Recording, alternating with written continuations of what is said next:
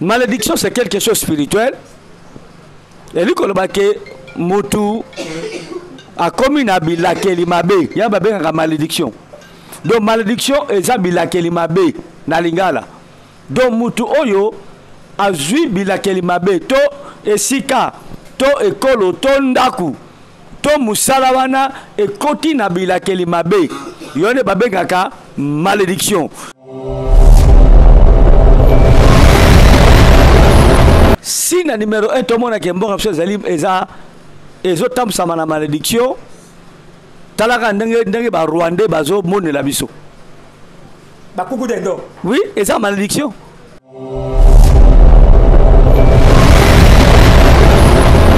Parce que flamme na kasi oza mosai na Nzambe ozomona chaque fois libota Nzambe bazai kotika Nzambe bazo ko trakata ba malédiction banguna na bango bazai ko dondo likolo na bango. Banguna ya bayuda badondo kalikolo na bango soki bazongeli Nzambe bandu ko évoquer le véritable diable Nzambe boyokani ya bango na Nzambe epesameli bazongeli Nzambe okomona banguna oyo to signe oyo ya malédiction bakonza bango na banguna na bango okomona ekolongwa elongwe donc biso pe ozomona signe les bosso tout le monde qui mbok la biso et quand ta malédiction parce que en réalité mbok le la Rwanda et il faut tenir tête na Congo té et loko ni ne salaka to saka na ba signe to zolobela et loko ni salaka ke mboka ezalaki na ngoma lamu mabele ezalaki na ngoma lamu kasi malédiction e ya elata ekolo et loko ni salaka bongo. Soki ba peuple ba pesi Nzambe mokongo. OK. Première malédiction eyaka na mboka soki ba peuple ba pesi Nzambe mokongo. Okomona mboka ne kotra kati ya ba malédiction.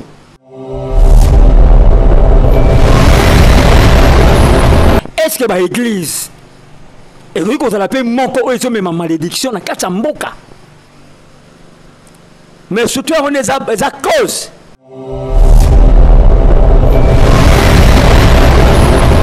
Congo est le seul pays où les sambeli baza est belé. Mais si les gens qui ont beaucoup ezali et contre la malédiction, au moment où les gens qui sambela, mais les gens sambela le lenga soloté.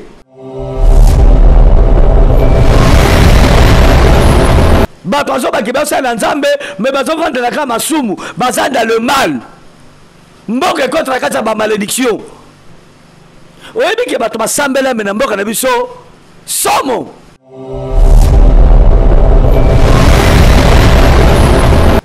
aza la vocation wana te aza ko sala théâtre d'église aka comme prophète pe azo sakola ko même na etongonga na kambaka ezala bato musupe babima kaka emoka kimi église au kamwe belobi ako prophète ya tozomona insécurité na mboka bakuluna banini nzala tout ça eza ba signe ya malédiction passé flamme.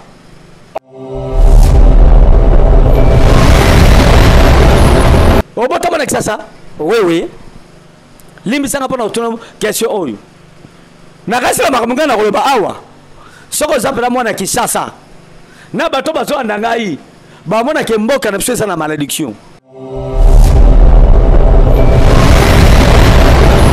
eza na tongo mona bola muki na tongo boye bon mona banyama moko toko kalenga botoko lia ba mabanki oyebi yango mabanki oui di banki bazaki vert boy baso azaki ma couleur jaune omona bango susu bamona na sute ah ba nini oyo bazaki mwindi bazo mpona na bamwinda boy balikakala omona bango susu namona bango sute OK bandonge oh soki mbule beti o bakaninga bango omona bango susu bamona na te bakenda wapi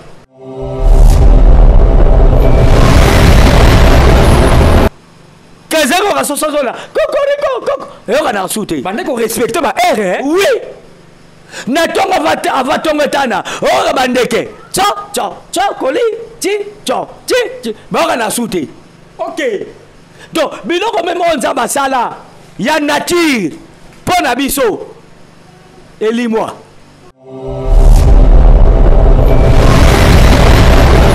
basi la malédiction ezali ebele na mboka na biso ezali ebele ozota seke mboka oyo eza na se ya malédiction sa ya malédiction mususu tala ba niveau ba contrôler bona mboka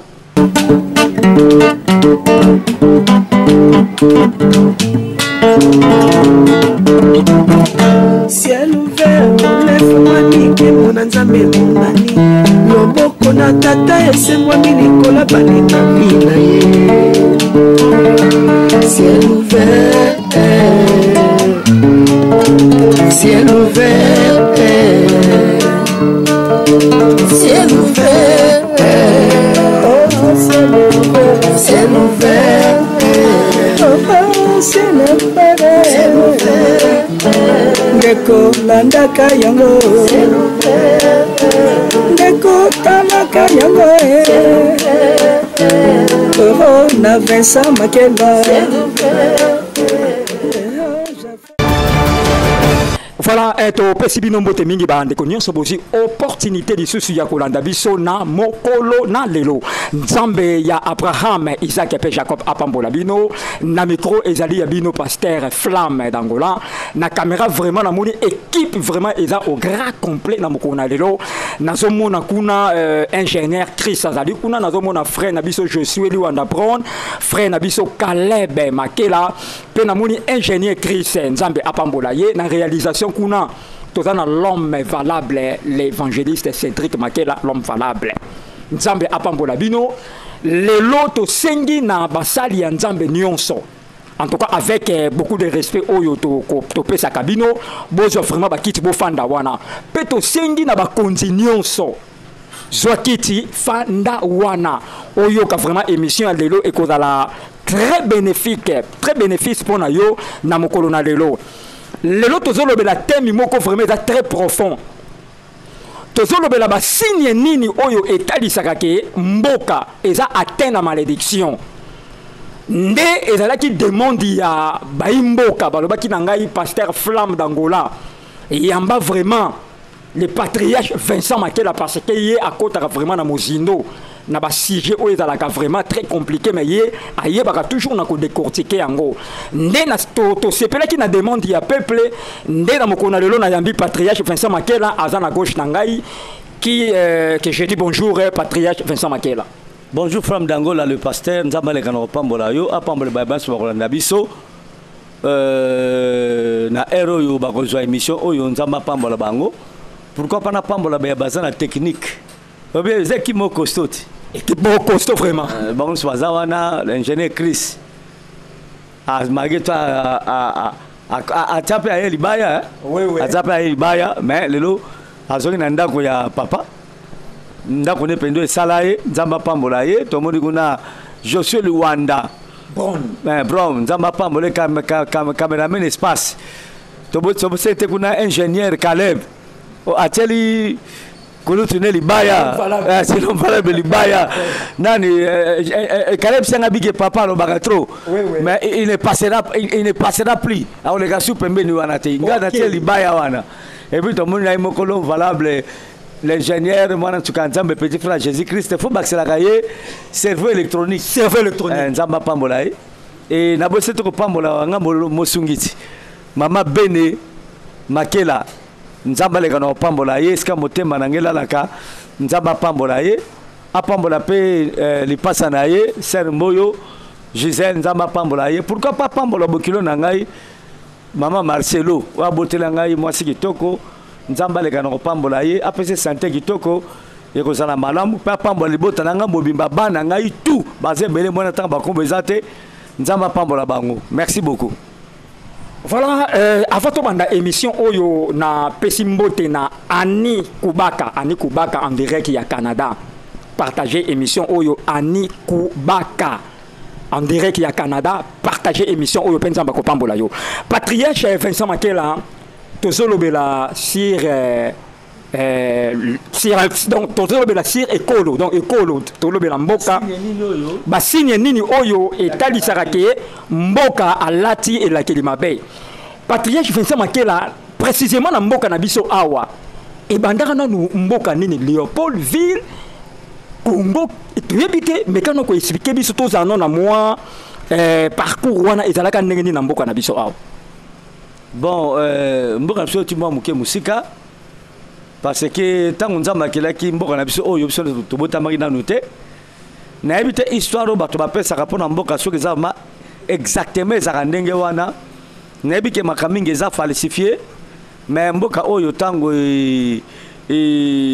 esalamaka nganu tobotamaki nanu te mais selon histoire babake mboka oyo bakoko na biso bazalaka na mboka oyo bango moko bakombo ezalaki ebele toyoka mboka oyo ezalaki na bakonzaka na nkala banziga kuvu soki banani bakombo eza ebele mais comme na ntango moko boye tokomaki coloniser par babelge ekomaki Léopoldville ekomaki Congo belge et puis ensuite de suite et puis tokozwa indépendance oyo tozwaki wana epremetaki mboka ekoma Zaïre vers ba 90 et quelques coup de terre kosalama Mobutu akimaki Zaïre ebongamaki na Congo kino sikoyo toza koévolue na Congo malheureusement Congo yango ezokita se kokita par rapport nde toyaki liboso sikoyo pasi eleki mikakatano eleki mais moi moke mwa histoire naye kopesa mpona mboka biso eza yango wana parce que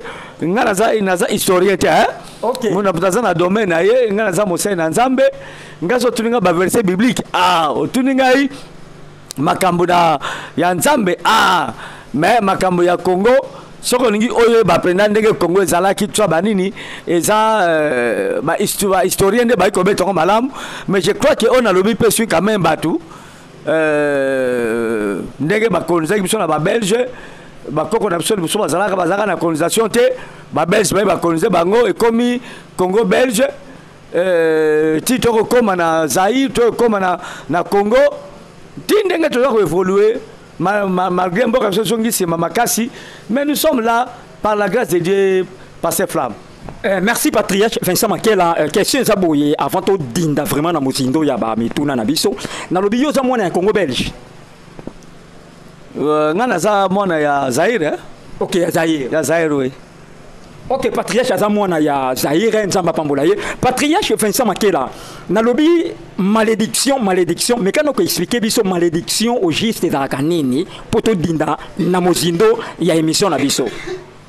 Malédiction c'est quelque chose spirituel et lui kolobake mutu akomi na bilakeli mabe ya babengaka malédiction donc malédiction eza bilakeli mabe na lingala donc mutu oyo azwi bilakeli mabe to esika to ekolo to ndaku to musala wana ekoti na bilakeli mabe yone babengaka malédiction. Cela veut dire que okomona soki malédiction ekoti okomona bamakambo soit malonga te soit na ndako wana soit na via mutu wana soit na mboka wana soit na musala wana soki ekoti malédiction okomona lisusu avancement bamakambo wana te okomona kaka makambo mabe ebanda kolanda yo voilà eloko babengi kombo nango malédiction eza bilakeli mabe eza botutu eza libobi eza libabe to libaberon yango nde babengi malédiction. Voilà patriarche Vincent Makela na lingi directement to dinda na basiche na biso na lobi boye patriarche Vincent Makela pesa biso no signe parce que RDC eza mboka ya makasi et loko baso benga eza makasi eza na force et riko za la maudite parce que tozolobela ba signe ni nezotalisa ke mboka oyoyo elati malédiction patriarche Vincent Makela tolito bandano na signe numéro 1 otalisa ke mboka wana eza na bilakeli mabe signe numéro 1 eza nanu nini au juste signe numéro 1 tomona ke mboka biso ezali eza ezotambusama na malédiction talaka ndenge ba Rwandais bazo monela biso bakuku dendo oui eza malédiction parce que tu as la référence il y a ba malédiction to bilakeli mabe par rapport à la parole de Dieu parce que flamme nakasi oza mosai na nzambe ozomona chaque fois libota nzambe bazali kotika nzambe bazokotala kata ba malédiction banguna na bango bazali kodondo likolo na bango. Je crois que la Bible n'a pas constaté. Oui, oui. La Bible, Nzambe azali kotinda, azali ko permettre banguna ya bayuda badondo akaliko na bango. Soki bazongeli Nzambe, banu ko évoquer le véritable diable Nzambe, boyokani ya bango na Nzambe, epesameli bazongeli Nzambe, okomona banguna oyo to signe oyo ya malédiction ba konza bango banguna na bango, okomona ekolongwa, elongwe. Donc biso pe somona signe le boso somona ke mbok la biso e konta kata malédiction parce que en réalité mbok loko la Rwanda et il faut tenir tête na Congo te. Et ça pratiquement impossible passer flamme. Mais talandenge bazo nyoko la biso tozo ka ba négociation ba connaissance bazo ko gumba mela ba Rwandais bazo ko bonde na bango siko na mboka na biso mabsu tozolo bateka ka Rwanda babotoli Bunagana babotoli Ruchuru babotoli na yoyo baziboye bazuso bibabi na biso bazuso ba minere na biso babotoli bilanga kotoko na bandundu yo moko zo kango. C'est la malédiction comme au temps de la Bible. Oyebi ke bana nzambe n'époque ya Gédéon bazeki so basali bilanga banguna na bo asenini ba su yango babo to bango même atana basi na bato makasi mboka na bango bazoboto na bango boke na service ya banguna na bango peso salama combien de basi so baza violé bazoboto na basi so ya kitoko OK obike bande ko so baswahili nzamba pambola bona basi kitoko nyonso bazoboto na bango bazo violé bazo bomba bazoboto so ba minéré bazoboto biso ba richesse à sous-sol. Tout ça, et ça ba malédiction oye côté na kati mboka.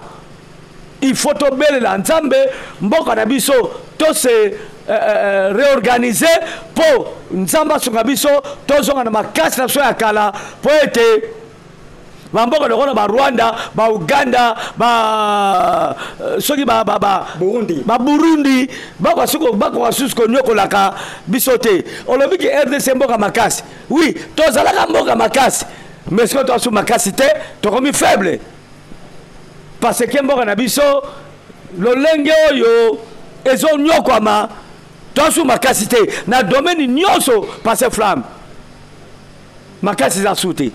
Voilà. Ok, patriarche, tu as toujours un signe oyo et talisa ke mboka elati na elakeli mabe. Patriarche Vincent Makela, et loko ni ne salaka, to ça kana ba signe to zolobela. Et loko ni salaka ke mboka ezalaki na ngoma lamu. Mabele ezalaki na ngoma lamu. Kasi malédiction eya elata ekolo. Et loko ni salaka bongo. Très bien joué na question tu ngeza pela motu ya makasi. Nzamba pambola yo. Amen. Et donc, ça la ke mboka ela ke la mama beli boso bande ko la nanga malam mboka wana soki ba peuple ba pesi nzambe mukongo. OK. Première malédiction eyaka na mboka soki ba peuple ba pesi nzambe mukongo. Okomona mboka na ekota na kati ya ba malédiction. Deuxième chose, ce que va préparer nzambe mukongo te mais éducation, mentalité à population, éducation à population et baby. Mukola zoe banate, mwana muka zoe banate, respect na ba konzesate, l'état ezo tosa ba fandi na yangote, baza ko lela, batuka ko lela, batuka ko nyonga, malédiction pe ekokota na kati ya ekolo wana. Ozo na passer flamme. Très bien. Dans la première partie, Congo est le seul pays oyo muto asali musala na ye na suka sanza bakofute mboge longo banite. Kolela wana malédiction sokota na mboka na bana na domaine spirituel. Congo est le seul pays oyo basambeli baza ebele. mais si ne soit la mboka yo ezali et contre la malédiction au moins bato baza ko sambela mais bazo sambela le lengi a soloté. OK. Bon sambela le lengi a lokuta. Nakasi bandeko bazola na ngai. Tozolanda o malamu. Donc Congo eza mboka oyo etondi ba prophète, etondi ba pasteur mais mingi baza ya faux. Mboka zoza la moni pona bango. Congo ezali mboka oyo na balabala moko okomona ta 30 églises. Il y a église de réveil. Oui. 30 églises. Et ça les églises de réveil té. Mais même la communauté mususu pe ba néo ba yango pe ezali. Mais plupart ya bato bazo fongola l'église wana baza bato nzamba bengi té. OK.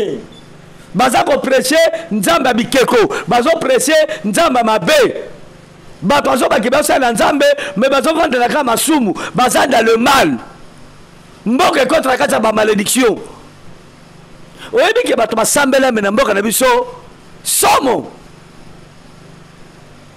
Tambolo mona ba makelele ya ba nini? Ba instrument na ba micro.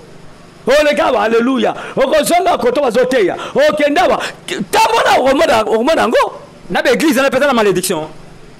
Mais l'église peut être la malédiction. OK. Parce que y a un des autres malédiction dans mboka. OK. Y a un lobaka naza concerne l'église de réveil. Mais na lingaka ba tiango na moi Molongo. Moi alima. Très bien. Désordre leki. Ngana mona batu suku tunzamba bengate. L'église oya zalaki na ye chantre. Maka fongo l'église. Aza la vocation wana te. Avec comme ça la théâtre de l'église. Aki a commis prophète. Puis azo sakola. Azo sakola ko. Même na etongonga na kambaka. Et ça la batum super babima. Quand il moka kimi église. Au kabo belobi ako prophète. Base belé. Bamsupe ba yeba na kotanga na bakombo. Ako prophète. Skoyo ngai muto na teya ye ngai muto na encadra ye eloko wana azo sala nzamba tike ko révéler ngango atamukete muto azo te espacé ya kana solo te na mboka azo me mboka na malédiction. OK. O mona ki Saul tanga kote ki ba frère étranger na libota bana nzambe bakoma na ba malédiction bakome ko perdre ba guerre nzale kote ki na mboka crise kote ki na mboka. Parce que biloko ezo dondo rese na moyo oyo mutasala ngo eza nzambe. OK. Tango bino bozote ya nzambe wana nzambe solo te malédiction ekobeta na mboka. Yango zomo na bamboka ezo msaba diama lokola ba le de Kasai. Bande reso Kasai ba kimi na Kasai. Bato l'exasa bakoma wewa. Batondia na Kinshasa. Oui. Yo yebi.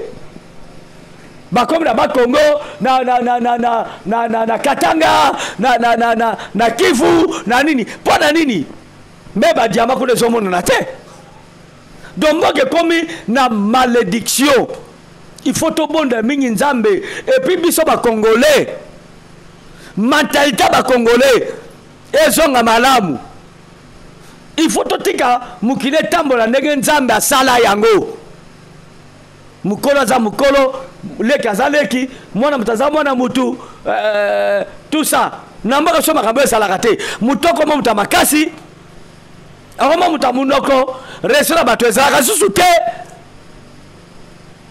congolais nyonso akoma mwana esfa muyibi bato baza bazotambola bato baza no benga ndeni baza na esfa kotambola alima intégrité. Oui. Baza soupenate. OK. Batongoma bakoma bata bamagui. Passe flamme. Oui, d'accord. Butu kone ko kufa awa. Obenga batuka batindi ka tango pembe. Faut faire quelque chose. Ayo moko lobian. Baka vie ba simoreza. Maeza. Tala mentalité ba congolais. Akoko aider mutu ya pamba te. Jamais. Mais ça c'est la malédiction. Motema wana o batwazara ngo kala. Yako aider batu. Yako salisa batu. Et ça se soutient. Ya tozomona insécurité na mboka, bakuluna, banini, nzala, tout ça. et ça va signer ya malédiction passer flamme. Ok, merci Patriarche Vincent Makela. Question monsieur Yebo Nalobi, est-ce que ba église et oui qu'on l'appelle moko ezo même malédiction na kati mboka? Mais surtout on est à cause. Et ça cause à malédiction na mboka. Ok. Nalobi ngo wat. Ozo monter na ba Bible ceux qui mosali moko nzambe. Amemi ba fait étranger na libota nzambe. Banzamba comme garé mbala moko malédiction et contre kata mboka wana. Ok. Banguna bakomo gagner bino biloko komi pasi komi pasi crise contre na mboka yo to somo na Congo. Passer flamme. Oui. Obota bona kisasa. Oui. Limbisanga pona autonom question oyo. Na kasi la makambo na koloba awa. Soko zapela mwana Kinshasa. Na bato bazo andanga yi. Ba mona ke mboka na pesa na malédiction. Obita to zako kola. Eza na tongo mona bola muki na tongo boye. Bon mona banyama moko toko kalenga boto kolia ba mabanki. Oye biango? Mabanki oui, di banki. Bazaki vert boye. Banso azaki ma couleur jaune. Omona bango susu. Ba mona na sute? Ah. Ba nini oyo? Bazaki mwindi bazo na ba mwinda boye. Ba likakala. Omona bango susu. Na mona bango sute? OK. Bandonge. Oh soki mbule beti. O bakaninga bango. Omona bango susu. Ba mona na te bakenda wapi? Mais malédiction ngwanati. Do balimwa. Na makelele. Makelele omona bango susu. Ba mona na te? Makokolo omona bango susu. Ba mona na te ezaka kitoko na kwanga. Do biloko nyonso wana ezaki bazokwaya bango mona banzeta mbila. Soki mbila eteli balongoli nini mbila wana omona bama kokolo zobima bango moko bamona na kasusu te tozo timola bamakelele bamona na kasusu te même ata biloko nzambe asala etomboka emona na kasusu te nakela na bafruit toze kolia mingenge tasu to ebiango te na bi mingenge ndo bi mingi na église catholique boyi ezaki angai boyi oui omona yango susu emona na sute mbuma makaku ezaki ya mwindu ya mike emona na kasusu jamais madame webili dame na bili dame ezaki soko bole yango boteti mukoko nango bobimisi eloko pembe indika na pembe bole emona na kasusu emona na sute osomona biloko donc même ata biloko nyonso yo elimwa par rapport à quoi emona na kasusu te mapela oyo mokonso ekamwisi ngai bana génération oyo mokonso atuli même madame na ngai mon œuvre d'art oyebi lipela ayebi lipela te wow oui mais abotami na ba 1900 awa atikala komona lipela te donc nyonso nekenda tout ekenda oyo nazobalaka si bato bakolanda biso bakopesanga raison biloko wana elimwa bamabanki emonanaka susu te na ntango elanga esili boye bokomona bandonge babimi bozokanga bango bosabona kati ya bamilangi tusa bani emonanaka susu te oyebi meme ata basoso obinga nayoka meme soso na kokoriko awa kala c'est ça la suite nayebi ta solo valable to Joshua Liwanda to pasteur na bakikolo lobo peut-être na manière reculée kezeko ka soso zola kokoriko eyoka na suite bande ko respecter ba R oui na tonga avatonga tana oka bandeke cho koli ti ba na suite. OK donc biloko même onza basala ya nature pona biso elimwa na biso exemple ya bandonge babiloko kabo ya mukili kaka bonza masala emona kasu te kala face flamme soko zoki pota otilo kono kaboy obina muninga salini so yebi yo boyebi angote ozoki pota otomeka lokolo bino omona ka muninga ye bando banu sangai omona ka ya subeliyo pote kauki lobi pota nie kauki e bongo lelo salade so to no na ote okoka microbe mokoka infection trimoniale kotelio infection gangliomésie 1000 cm il y avait infection okoyoka bakombo moko nano yokate. OK mais kale sala ki omona ozoki boye muninga ya subeli yo poto pe ka okesili aucune hôpitalité ozobela malade boye mama na bino azuka kaliputa ati makasa mapela afiniki yo makasa soka nini afiniki yo toki tanga kofongola boye obiki na yo ozupe kiste lelo basalo ndenge wana soko kwa syncopte. OK donc même à nature les autres ça subisoté. Or nzamba sala mutu azala bokonzi likola nature mais biloko etomboka pona nini po batu balingi niko banga nzambe niko respecter mulingane mutu niko tosa nature. Alors malédiction contre katamboka voilà. Merci tozaka na première signe patriarche ba signe zebele. Nabi que nous sommes limités par les temps mais nabi que olobela moi quelques signes na émission mokona lelo. Deuxième signe nino riko talisake ekolo oyoyo azali ya ko latisa mana elakeli mabe. Deuxième signe on a kolobana bino tala lolenge moi na bambula ndenge zo sala. Olobi mwe. Oh malédiction. OK. Tozo la soubiente. Ce qui moi bimi moi pena oya. Karakata ya kafu soki mbula ya karakata fo bato bazinda wana chuo bato batamula chuo mbule meba kiti na ndaku bato musuba matili kola ndaku bato batamula chuo or kala mbule zaka bénédiction. Amen. Soki mbule beti boye oka température moko boye ya malamu eye mais oyabso ndebo zo bakala après le pluie c'est le bon temps. OK. Mais si quand il y a après la pluie, c'est le mauvais temps.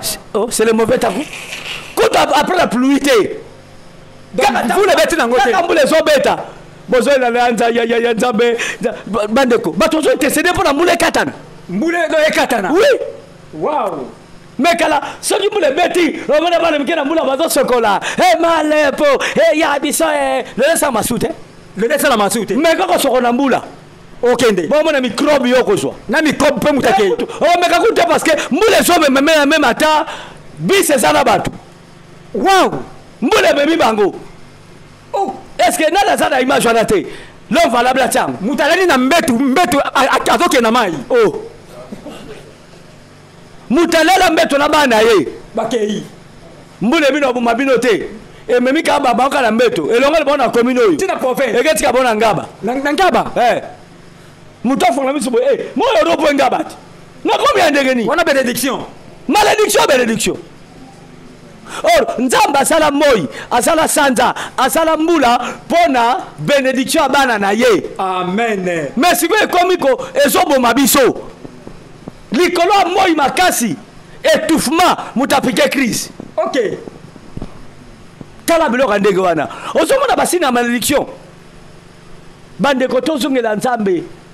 Tozongela bomoto na biso mutu azapena mutu ndenge ndeko moko na pesi mboto lobaki tala sima zonga mutu tozonga batu lelo mutakomi lokola nyama bato barezonaka susu te mawa na mitema batesili bolingo na mitema batesili omoni basi na malédiction bongo na bakisi signe mususu bongo tala bangungi ah bon bangungi bakomi na moko lokwa koloka. Papa Flamme, to tikisi to église, to tikisi na ndako, to zongi, tant to fonda pour nous gangi. Hey! Ah bon? Oui, yango babwa ki lo so awotoni. Bangungi batandami na zelo kola, osoka ki lo so ndako. Bakufi. Mais après kaka mukolo moko, bazongi lisusu. Kola tango pombaki kisi. Nous sommes maudits. Si nous sommes maudits, si nous sommes maudits, c'est la malédiction. Talanzala. Mokate. Nzala. Crise. Mbona maboka bato ezalite. Bato saloka bazo salate. Bazo te lokola bazo tekate. ba parents baka susu ko zo so ya bana bagote ozokola sina malédiction. OK. Bible lobi yango. Donc basina malédiction ezali ebele na mboka na biso. Ezali ebele ozotesa ke mboka oyo ezana se ya malédiction. Ça ya malédiction mususu. Tala ba niveau ba contrôler bona mboka. Bazona kaka terrain na bango. Mawa ya peuple ezate. Bokufa etali bango te. Babo mabino etali bango te. Bola la nzala etali bango te. Oyebi kende tozolo baboye benseignant bazana grève. Benseignant. Oui. Oyebi ke bazana grève. Yo posa mta domaine ya nyote. Ya enseignement. Ya enseignement. Oyebi ke benseignant bazana grève, na grève. Bazoka ba programmer année blanche. Est-ce que oyebi ke ba minganga ba lufulumele ba infirmier to ba docteur baza la grève? C'est grave. La malédiction ezobeta mboka na biso makasi. Tozonga na bunzambe, tozonga na bomoto, vrai ça sa bomoto pour être ba malédiction oyo elonga passer flamme. C'est très important mamna zoloba. Voilà eza pasi eza mawa patriarche Vincent Makela nayebi ke makambu ya koloba ezali meke ezali belé. Mais nous sommes limités par les temps. Si on a nuance oyo lobi à quoi sert nini tokoki kosala pour que tobenga na malédiction oyo pour que mboka ezala béni nini tokoki kosala passer flamme. Obi kala toko sambela makasi te. Bobi nembo sondeke zalaki. OK. Tozolia bien, tozolata bien, tozolala bien. Lelo oyo même atakolata na biso. Tokomaka kolata bilamba tombola. Ça c'est la malédiction. Na ba sous-vêtement. Oh tubalati. Ba tumsu basi ba lati na mboka mususu. Ezo yawa. Bazo fongola ngope tala kaleso yo. 500 francs. Mutake osomba. Ba tumaso wela. Kaleso mutumsu alata. Oyebi yete. Oh. Mais c'est la malédiction. On veut que la bambo comme ça, ba friperie, ba tombola boke kotaka te. Et ça bloque un peu ça va prisonnier. Mais awa, to comment vivre ba tombola? Si 100% population, 80%, to comment sur les baïba on ba tombola to tamboli bolumbu. OK. Et ça ma wa mingi passer flamme. Pour la malédiction oyo ici là. Na kona domaine spirituel. Il faut munoso asela nzambe na lolenge elongo bani azala alima na miso nzambe. OK. Moto na mutu asala musala nzambe benga ye. Amen. Babengo musala nzambe te tika makambo akotia ba kotia ka batu ba lukuta ba professeur lukuta tango yo solo ba makambo oyo ozobenda malédiction na mboka.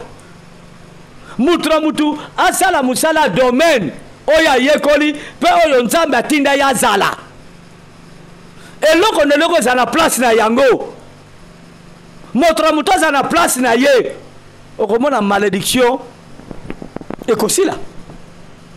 Le nome matana na kata ya balibala na biso. Ba couple baza fidèle, baza kotanga. Yo monaki ser moko. Auti ko kufa na hotel. Nande komoka mobali. Mais maman ya sero na zolo bake sero ta magina abimagi na ndaku abisaki mama na ake wapi ake église. OK. Makamo ndenge mwana kufu na hotel ozomona lukuta ndenge wana donc batozo modire mboka na ba mensonge yango to bitozonga kotambola alima mboke kozala malamu pe ba konzina biso baye ba nzambe babima na ba franc-maçon na ba franc-maçonnerie babima na ba yam na ba rose croix na ba science occulte mboke kozala malamu ba pasteur to sai na nzambe kan na solo to bima na ba science occulte mboka biso kozala malamu pe mutu na mutu atambola alima excuse lo vala bolongola ngo ha mutu na mutu atambola alima lolenge nzambe atindo na mukili otambola ndenge bato so baka totika mukili etambola ndenge nzambe alingi etambola pe ndenge nzambe akela yango na ebisio Flamme d'Angola, Moussa Nzambe, Mboke Kolokana malédiction. Voilà. Voilà, merci. Nous sommes arrivés pratiquement à la fin de l'émission. La mission patriarche. Nangina Baxelo Mouké. Ok. Kalatoro Toro Sambe la terre. Mais Biloko Nalobi Awalelo Oyo. Bato Bakolo Naxesa Kala. Et Zalakate, passe Flamme. Oui. Tatoro Kola, hein. Surtout comme na tango ba Noël na babo nani. Chaque parcelle bazo mantaba mobimba. Si comme mutu nango na biloko akati. Bazo pe sabino bana mike bosala kango ma yoto. Bosaka na nango. Mais lelo so babo bitaba eloko kako babo akaka salita akati. Nyonso kolia. Nyonso kolia. Eloko baka même tant que soso mi so pas soso ba ko kolia ngo. Mi so pas soso. Kama kola soso. Kolia. Mais quand les équipes bloquent au bois, on se met que ça malédiction. Na moni na nini na bilili na réseaux sociaux. Bato bazolo ko ba Thompson na ko pola. Po ba ndolia. Po ba ndolia mbabalia. Bato li ba me mama, o bato babwa ki ngo ba yebanité. Soko za poison, to za ko pola. Yo mama ngoli kambote. To bonde la nzambe kaka suga. Maya moto ezali. Tokotango na maya nesuli kamba solo voilà baza ba majo kotango quelle malédiction ba to komiko lo kotabilo ka ko pola po balia oyo na matemelelelo vraiment po mukola le kabana balia bazon lo kotaba Thompson ya ko pola na suki na pardon.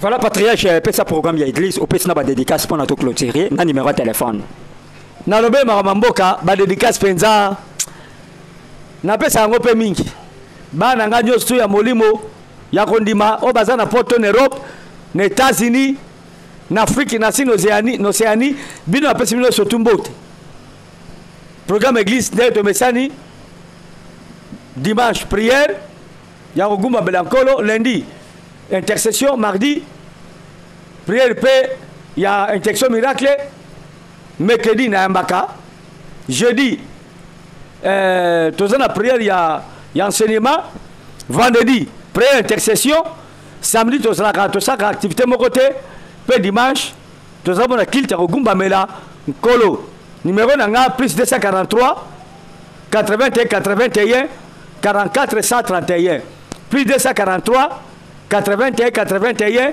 44 131 na pe symbole mingi na papa nanga molimo le patriarche papa Nkelani Mpata Nzamba pambola ye et puis na papa na ngai pasteur Jérôme Mzee Jérôme Nzambe aleka na ko pambola ye le zaka ba papa molimo Nzamba pambola bino. OK.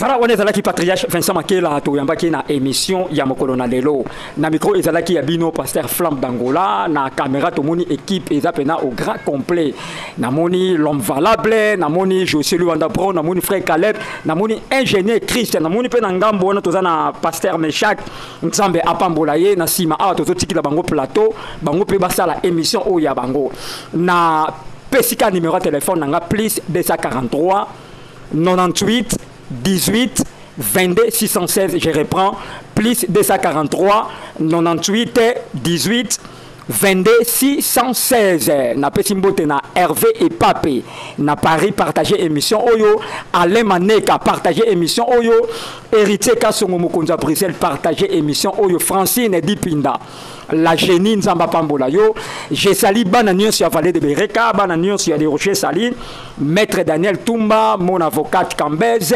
maître Jules Consolate, maître Idi Amin Nzambe Apambola Bino, na pesimbote na Ani Kubaka na Canada, partagez pena émission Oyo, Ani Kubaka na Canada, Nzamba Pambola yo, Sœur Divine Losambo, moninga ya Mama Joëla Flajo, Boumela na pesi mbote na bana nyonso ya les rochers sali pasteur Shekina na Allemagne.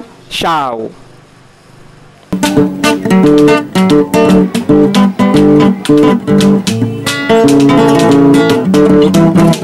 Ciel ouvert, lève-moi nique mon nzambe monani loboko na tata esemwa milikola balinga mina ye. Ciel ouvert